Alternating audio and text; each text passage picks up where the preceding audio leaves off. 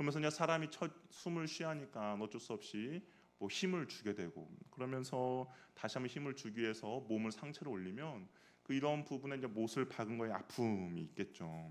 그러면서 숨을 한 번 쉬기 위해서는 정말 많은 고통이 수반되고 결국에는 호흡곤란, 심정지로 죽게 되는 것이 바로 십자가 처형이라는 겁니다. 그리고 이제 십자가에 달리기 전에 그냥 십자가에 달리기보다는 노마 병사들은 이제 책찍질을 하는 거죠. 단순히 뭐 가죽 채찍이 아니라 그 채찍 끝에는 동물 뼈라든지 납덩어리들이 이렇게 붙어 있어가지고 그것이 몸에 맞으면 살갗이 찢겨지는 것이고 심지어는 뼈까지도 보이는 그런 먼저 처형을 채찍질을 당하게 됩니다. 그러니까 대부분의 사람들 십자가를 지기도 전에 이미 거의 초죽음을 경험하고 십자가에 달리게 된다라는 것입니다. 오늘 예수님께서는 그러한 십자가에 이렇게 달리는데요. 우리 예수님께서 십자가형을 받은 예수님을 병사들이 브라이 브라이도리온이라는 그런 곳에 데리고 가요. 여기는 뭐 어떤 뜰인데 아마 빌라도의 관저인 것 같습니다. 그 안에서 이제 로마 병사들이 예수님을 조롱하기 시작하는 것이죠. 예수님 어떻게 조롱합니까? 보니까 자색 옷을 입혔다라고 이야기해요. 왜 자색 옷을 입혔을까요? 뭐 많은 옷들이 있을 텐데 왜 자색 옷이냐면 예수님의 제명이 무엇입니까? 유대인의 왕이잖아요. 그러니까 로마 병사들이 예수님을 조롱하는 겁니다. 왜냐하면 이 자색이라는 것이 당시에 그 고위 관리직이라든지 아니면 뭐 임금들이 입는 그런 색깔이었습니다. 그러니까 너가 유대인의 왕이냐라고 하면서 예수님께 자색 옷을 입힌 것이죠. 그러면서 또 어떻게 합니까? 그 머리에는 무엇입니까? 가시 면류관을 씌웠습니다. 임금이나 왕들이 보통 금이나 그런 것에 된 왕관을 쓰지 않습니까? 그러니까 철저하게 예수님을 조롱하고 있는 거죠. 가시 면류관을 써주면서 너도 왕이니까 이걸 써라고 하는 겁니다. 그리고 또한 이 당시에 뭐 가시라고 하니까 뭐 우리가 보는 그런 가시가 아니죠. 인터넷으로 이렇게 찾아보니까 약간 이제 그 사막 지역에 있는 가시들은 좀 더 굵고 그리고 좀 더 뾰족한 것을 볼 수가 있습니다. 뭐 심지어는 성인 손가락 정도에 되는 가시라고 이야기를 해요. 그러니까 그 가시를 머리에다 씌웠으니까 얼마나 많은 피가 흐르고 얼마나 많이 고통스럽겠습니까? 그리고 또한 무엇입니까? 갈대로 머리를 쳤어요. 이 갈대를 또한 무엇을 상징했냐면 아마 왕들이 보통 이게 호를 들고 있잖아요. 뭐 지팡인데 그것 대신에 갈대였던 것 같습니다. 그리고 머리를 쳤다라는 것이 단순히 한 번만 친 것이 아니라 계속적으로 친 것이죠. 그러니까 철저하게 로마 병사들은 예수님을 조롱하고 있어요. 또 유대인의 왕이잖아. 그러면서 왕의 대우를 하고 있는데 그 왕의 대우가 조롱과 수치와 모욕을 주는 왕의 대우를 하고 있는 것입니다. 그리고 또한 침을 뱉고 꿇어서 절하였어요. 이들의 모습은 왕을 정말 모습이지만 그 안에는 조롱과 비난이 있는 것이죠. 온갖 수치와 모욕을 주고 있습니다. 아마 로마 병사들도 자신들의 이것이 임무라고 생각했을 것 같습니다. 그래서 그들이 할 수 있는 최선을 다해서 예수님을 모욕하고 있는 것이죠. 이런 예수님의 모습이 너무 무능하고 무력한 예수님의 모습이라고 할 수가 있습니다. 더 이상 뭐 볼 것도 없고 정말 기대할 것도 없는 그런 모습인 것이죠. 예수님은 이미 이 안에서 모든 기력을 소진했습니다. 뭐 더 이상 힘도 없는 그런 상황인 것이죠. 십자가 처형을 받은 사람은 자기의 십자가를 지고 이제 십자가의 장소까지 올라가는 거예요. 오늘 본문에는 골고다라는 곳인데요. 근데 그곳까지 올라가야 하는데 보통은 십자가가 이게 가로 세로가 있지 않습니까? 그러면 이 세로 형틀은 이미 그곳에 세워져 있고 가로 형틀을 들고 가야 하는 것이죠. 근데 오늘 보니까 예수님이 너무나도 많은 조롱과 수치를 당했고 많은 채찍질을 당해서 그것조차 들고 가지 못하고 있는 상황입니다. 많은 사람들이 구경도 하고 십자가를 지는 예수님을 조롱하는 가운데 이제 그걸 지고 올라가는데 올라가지 못하니까 한 로마 병사가 누구를 지목하냐? 구레네 사람 시몬을 지목을 해서 그 사람 보고 예수님의 십자가를 다시 대신 지고 올라가도록 한 겁니다. 이 노마는 당시에 이 식민지 그런 법에 뭐가 있었냐면 백성들을 임의적으로 강제적으로 노동을 시킬 수 있는 그런 권한이 있었어요. 우리가 산상순 그때 말씀 나눌 때도 예수님께서 이렇게 말씀하셨죠. 너희들이 오리를 가자는 자들에게 십리를 함께 가라라고 하는 것처럼 어떤 로마의 병사들이 뭐 군대를 이동할 때 그런 무거운 짐들이 있으면 그 사람들과 같이 그냥 오리를 갈 수 있는 그런 권한이 있었던 것이죠. 그래서 로마 병사가 구레네 사람 시몬이 눈에 들었고 그에게 예수님의 십자가를 짊어지고 골고다 언덕까지 함께 가게 한 것입니다. 어떻게 보면 정말 시골이라고도 표현하고 있는데 시골 촌 사람이 도시에 와서 어떻게 보면 생고생을 하고 있는 것이죠. 강제적으로 십자가를 지게 만든 것입니다. 6월절이 다가오면 명절을 지키기 위해서 이 구레네가 어느 지역이냐면 지금의 북아프리카 리비아의 지역인 거라고 이야기를 하고 있는데요. 사람들이 많이 모였겠죠. 또한 이 십자가형이 있으니까 사람들 얼마나 많은 구경거리가 됐겠습니까? 근데 구경하러 왔다가 진짜 억지로 십자가를 지게 된 것이죠. 예수님이 십자가에 달리자 사람들 어떻게 합니까? 사람들이 조롱하기 시작했습니다. 지나가는 사람들이 자기 머리를 흔들어요. 그리고 손가락질 했겠죠. 그리고 모욕합니다. 너를 한번 구원해 보라라고 이야기해요. 너가 다른 사람들은 구원한다라고 하면서 너 자신도 구원하지 못하냐라고 이야기합니다. 대제사장과 서기관들도 조롱합니다. 너를 구원해 보라라고 이야기를 하죠. 만약 예수님이 이 말을 듣고 화가 나서 정말 당장이라도 힘을 사용했다면 어땠을까요? 이들은 예수님을 과연 메시아로 받아들였을까? 어떻을 것 같습니까? 만약에 예수님께서 십자가에 달렸는데 내려가지고 그 십자가 큰 걸 새끼 손가락을 들고 휘둘렀다. 아마 이들은 그렇다면 메시아인가라고 받아들였을까? 아닐 것 같습니다. 왜냐하면 이전에도 예수님께서 많은 기적과 이적을 행했어요. 그리고 많은 기적과 이적을 행했는데 이들이 예수님께 한 말은 무엇이냐면 저가 바알세불 곧 귀신의 힘으로 이런 기적을 행한다라고 이야기를 했습니다. 그러니까 아무리 큰 기적을 보여주더라도 이 강팍한 마음의 사람들은 아마 예수님을 메시아로 인정하지 않았을 거예요. 귀신의 힘으로 저가 미쳤다라고 오히려 더 조롱할 겁니다.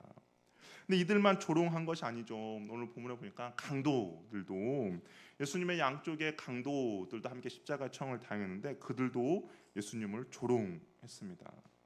아마 지나가는 사람들의 이야기를 들었던 것 같아요. 그래서 이 강도들도 뭐라고 조롱을 했냐면 마가복음에 기록되지 않았지만 누가복음 보니까 네가 그리스도냐 너와 우리를 구원하라라고 조롱합니다. 그러니까 주변에 있던 지나가는 사람들이 너 자신을 구원해라라고 조롱한 거. 그리고 대제사장과 서기관들 조롱한 그것을 강도들이 동일하게 예수님 향해서 조롱하고 있다라는 겁니다. 당시 사람들이 십자가를 어떻게 대했는가, 어떻게 생각하고 있는지를 보여주는 장면이 오늘 우리가 읽었던 그런 본문이라고 할 수가 있습니다. 바울도 이 십자가에 대해서 이렇게 기록을 했어요. 십자가에 대해서 멸망하는 자들에게는 미련한 것이다라고 이야기했습니다. 그러니까 예수님의 그 사랑, 하나님의 사랑을 알지 못하는 자들에게는 십자가는 미련한 것이라고 바울이 이야기를 하고 있는 것이죠. 그래서 표적을 구하는 유대인들에게는 거리끼는 것이고 지혜를 찾는 이방인들에게는 미련한 것이라고 이야기를 하고 있습니다. 이 미련이라는 단어가 모리아, 헬라어 모리아인데 여기에서 우둔한 사람이라는 영어 단어가 파생했습니다. 그러니까 사람들이 십자가를 봤을 때 사람들이 느끼는 감정은 무엇이냐면 멍청한 거, 지능이 떨어진 거, 우리나라 말하면 띨띨한 그런 표현인 거죠. 그러니까 십자가를 보고 그 안에 그냥 표면적인 건 사람들의 반응은 멍청하고 지능이 떨어지는 사람들이라고 평가하고 있다라는 겁니다. 십자가는 이처럼 우리들에게 무기력해 보이죠. 미련해 보입니다. 아무것도 없어 보입니다. 그런데 성경에서는 말하죠. 십자가는 하나님의 능력이 나타난다라고 이야기를 하고 있다라는 것이죠. 세상 사람들은 미련하고 거리끼는 것이라고 말하지만 성경에서는 이 십자가에 대해서 하나님의 능력, 하나님의 지혜, 하나님의 사랑이라고 이야기를 하고 있습니다. 이것이 십자가의 역설이라고 이야기하고 있는데요. 예수님께서 9시에 십자가 달리시고 결국에는 3시에 돌아가십니다. 6시간 동안 십자가 위에 계셨습니다. 그런데 그가 십자가에서 한 것 우리가 볼 때는 아무것도 한 것이 없는 것처럼 보이는 것이죠. 무기력하게 십자가에서 돌아가신 것처럼 보입니다. 그러면 우리는 이런 질문을 한번 해볼 수 있죠. 왜 예수님께서 십자가에서 무기력하게 돌아가셨는가? 왜 꼭 십자가에서만 죽으셔야 했는가라는 질문을 할 수가 있습니다. 우리 마가복음 10장 45절 우리 성경을 한번 찾아볼게요. 앞으로 조금만 넘기면 되는데요. 마가복음 10장 45절 우리 한번 같이 읽어보도록 하겠습니다. 같이 한번 읽겠습니다. 시작.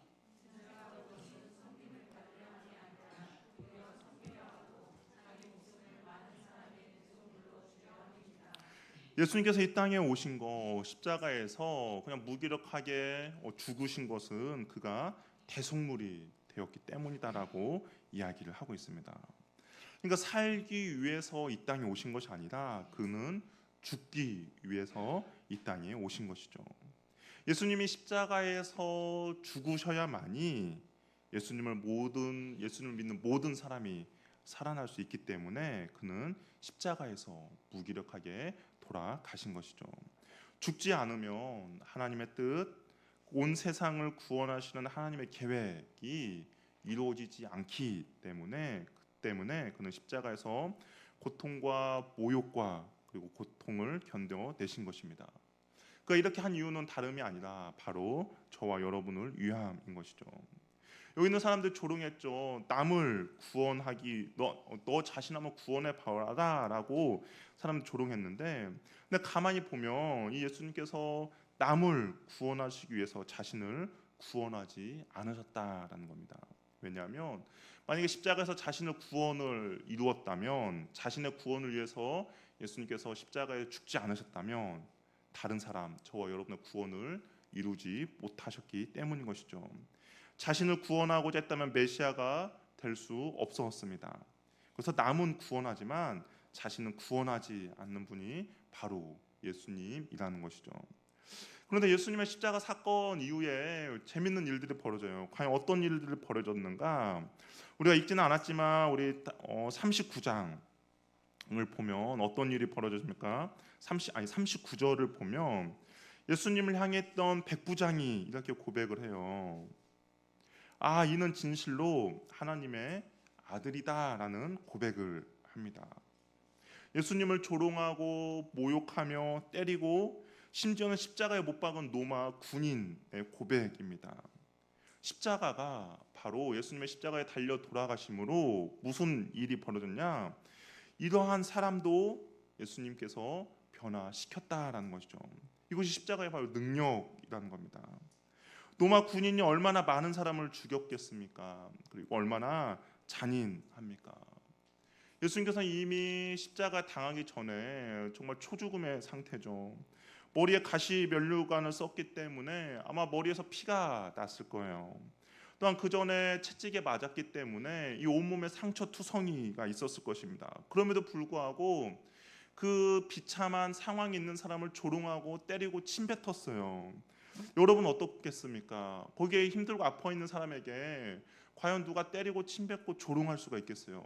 그 사람의 아픔을 보면 우리가 일말의 양심이라도 있다면 어떨까요? 나도 좀 아파하고 징그러워해야 하는 것이 사람의 마음입니다. 그런데 로마 병사는 그렇게 하지 않았죠. 때렸습니다. 더욱더 심하게 매질했고 더욱더 어떻겠습니까? 조롱하고 모욕했습니다. 또한 십자가에 못 박을 때는 어떻습니까? 못으로 사람 생사를 찢는 거예요. 그럼 사람이 아프다고 소리치겠죠. 그럼에도 불구하고 그 소리를 외면하고 십자가 그 못을 박는 사람, 정말 잔인한 것 중에 잔인한 사람입니다. 그런데 그 로마 군인이 어떻겠습니까? 예수님의 십자가가 그를 변화시킨 것이죠. 이는 참 하나님의 아들이다라는 고백을 이끌어냈다라는 것입니다.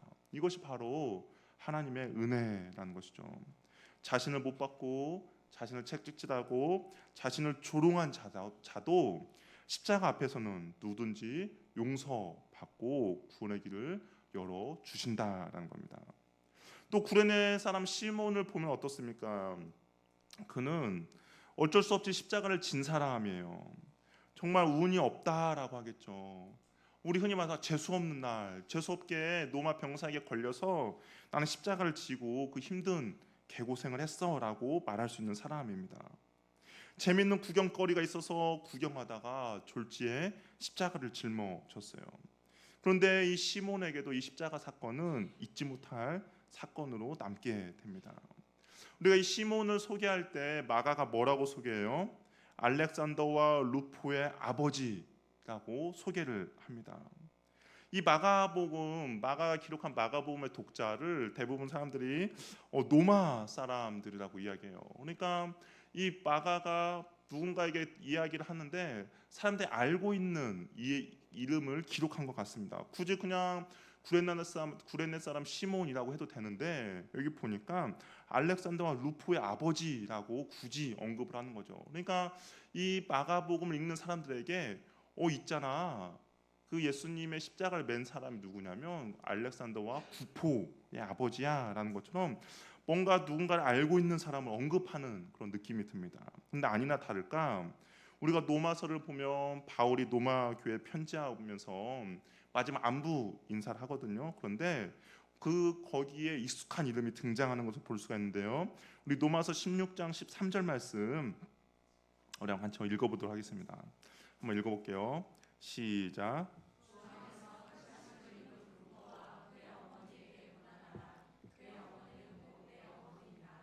뭐라고 되어 있습니까? 루포가 등장하죠. 마가복음에서 알렉산더와 루포의 아버지 구레네 사람 시몬인데 이 바울이 노마서를 기록하면서 노마교에 편지하면서 루포와 그의 어머니에게 문안하라라고 이야기를 하고 있습니다. 그러니까 이 구레네 시몬이 단순히 그냥 예수님의 십자가를 죄수 없어서 짊어지고 간 것이 아니라 결국에는 로마 교회의 일꾼 중에 그의 아들 루포가 포함이 되어 있다라는 겁니다. 그의 어머니에게 바울은 나의 영적인 어머니와 같다라고 이야기를 듣는 것이죠. 비록 억지로 끌려 십자가를 짊어졌지만 시몬의 삶이 송두리째 바뀐 것을 보게 되는 것이죠. 충성스러운 하나님의 일꾼으로 변화된 겁니다. 이 시몬에 대해서 사람들이 궁금해서 좀 더 연구를 했어요. 근데 연구를 하다 보니까 사람들이 이런 시몬을 찾게 됩니다. 우리가 사도행전을 보면 초대교회가 부흥을 하게 되죠. 초대교회 부흥을 하는데 예루살렘에서 스데반 집사의 핍박으로 인해서 어쩔 수 없이 예루살렘에서 사람들이 흩어지게 됩니다. 그러면서도 사람들의 복음을 전하는 것을 멈추지 않았습니다. 그런데 어떤 일이 벌어졌냐? 우리 사도행전 11장 20절 21절 말씀 우리 한번 같이 읽어보도록 할게요. 한번 같이 읽겠습니다. 시작.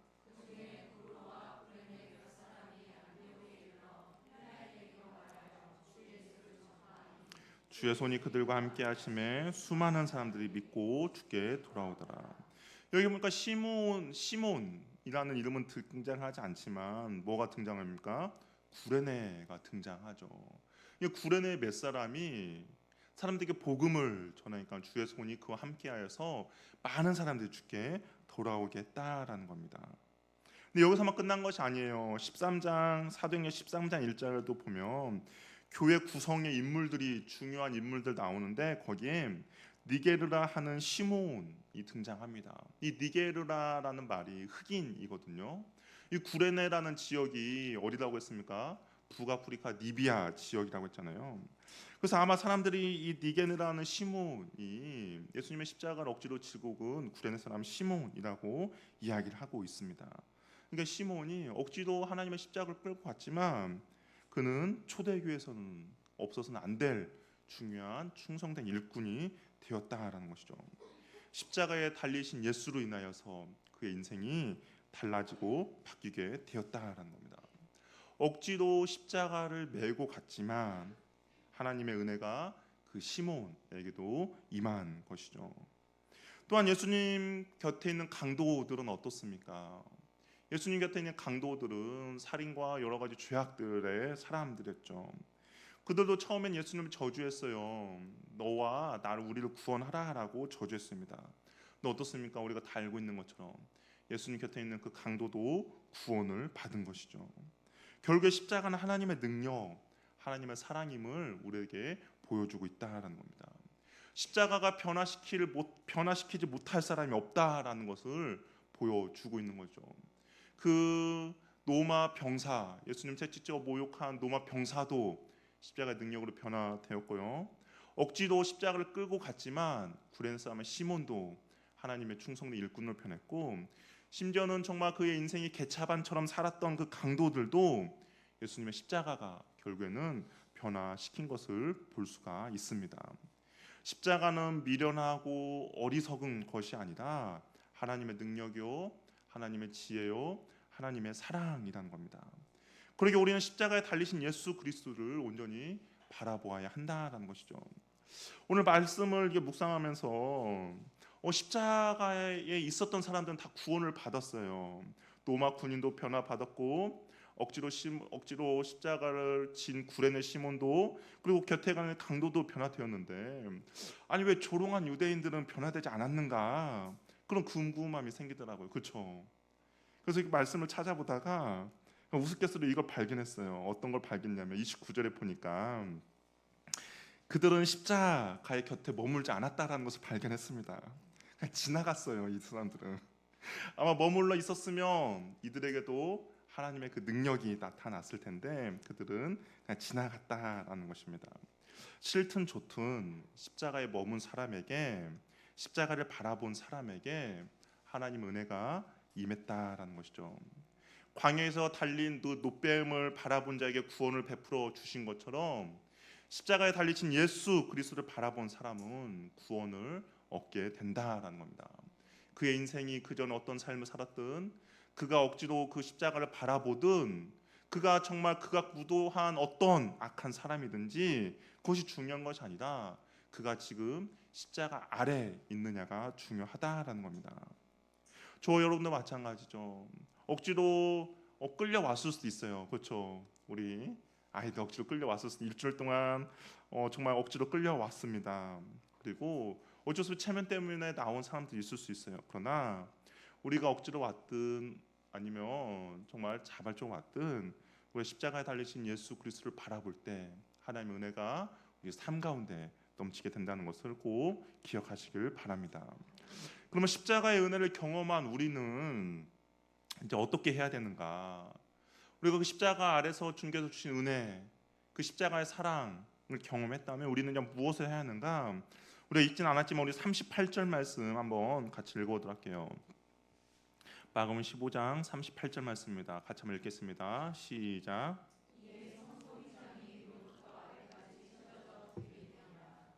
예수님께서 십자가에 달려 돌아가셨을 때 일어난 현상 중에 하나가 뭐냐면, 성소 휘장이 위로부터 아래까지 찢어졌다라는 겁니다. 이 성소가 지성소로 둘로 나눠져 있죠. 그런데 지성소는 아무나 들어갈 수가 없어요. 여기는 대제사장이 1년에 한 번 대속죄일 때 이스라엘 백성들의 죄를 가지고 하나님 앞에 사함을 받는 장소입니다. 거기 성소와 지성소를 구분하는 휘장이 있어요. 그런데 이 휘장이 그냥 우리가 생각하는 어떤 헝겊이 아니라 한 10cm 정도 되는 두께입니다. 그러니까 사람의 힘으로는 도저히 찢을 수 없는 그런 두께의 휘장인 거죠. 근데 이것이 어떻게 됐습니까? 위로부터 아래로 찢어졌다라는 거죠. 이것은 무엇이에요? 하나님이 그것을 찢으셨다라는 겁니다. 그러니까 십자가 사건 전에는 대제사장을 통해서만 하나님 앞에 나아가는 거, 대제사장이 대표해서 하나님의 임재 안에 머물 수 있었다면, 이 십자가 사건 이후로 하나님께서 하나님을 만나는 하나의 방법을 변경시켰는데 무엇이냐? 하나님께서 그 지성소에 있는 휘장을 찢으셨다라는 거죠. 그래서 누구든지 하나님의 임재 앞에 언제든지 나아갈 수 있도록 주님께서 허락해 주셨다라는 겁니다. 히브리서 기자도 이 부분에 대해서 이렇게 말씀하고 있어요. 우리 히브리서 4장 16절 말씀 우리 같이 한번 읽어보도록 하겠습니다. 같이 한번 읽어볼게요. 시작. 긍휼하심 받고 때를 따라 돕는 은혜를 얻기 위하여 은혜의 보좌 앞에 담대히 나아갈 것입니다. 하나님께서 그 지성소에 있는 휘장을 찢으셨기 때문에 긍휼하심을 받고 때를 따라 언제든지 우리가 하나님의 은혜를 얻기 위해서 하나님 보좌 앞으로 나갈 수가 있다라고 이야기를 하고 있다라는 거죠. 은혜의 보좌는 지성소에 있는 하나님의 언약궤를 말합니다. 날마다 긍휼하심을 받고 때를 따라 돕는 은혜를 얻기 위하여 하나님의 보좌 앞에 매 순간마다 시시때때로 담대히 나아가라고 이야기를 하고 있는 것이죠. 십자가의 은혜를 경험한 저희들은 이제는 어떻게 합니까? 그 하나님의 보좌 앞에 날마다 담대히 나아가게 됐다라는 겁니다. 우리가 일주일에 한 번만 주일이라서 주님 앞에 나오는 것이 아니라 매일의 삶 속에서 정말 매 순간마다 하나님의 은혜가 필요할 때, 하나님의 긍휼이 필요할 때마다 우리가 주님 앞에 나아갈 수 있다라는 것이죠. 그러면 주님께서 주님을 찾고 주님 앞에 나오는 그런 모든 사람들에게 하나님의 자비와 하나님의 은혜를 베풀어 주신다라는 겁니다. 주님께서 십자가의 은혜를 베풀어 주신 것처럼 날마다 주의 긍휼과 은혜를 우리의 삶 가운데 부어 주신다라고 이야기를 하고 있는 것이죠. 우리가 한 주 동안 고난 주간을 맞이해서 싫든 좋든 말씀도 나누고 찬양도 하고 기도도 하였습니다. 그러면 그 십자가의 은혜를 우리가 경험한 우리들은 이제는 각자의 자리에서 은혜의 보좌 앞에 날마다 하나님의 담대로 나아가는 은혜가 있기를 바랍니다. 주님의 보좌 앞에 나아가는 자들에게 주님께서 긍휼과 자비와 은혜가 날마다 부어 주실 것입니다. 하나님께서 주시는 그 은혜를 누리는 저와 여러분이 되기를 바랍니다. 십자가의 은혜를 경험한 사람들은 주님 앞에 담대히 나아갈 수 있는 은혜도 입었기 때문에 하나님께 우리에게 주신 은혜를 우리가 충분히 누리며 우리가 주님 앞에 온전히 나아가는 은혜가 있기를 바랍니다. 우리 함께 찬양하며 우리 함께 기도하며 나가도록 하겠습니다.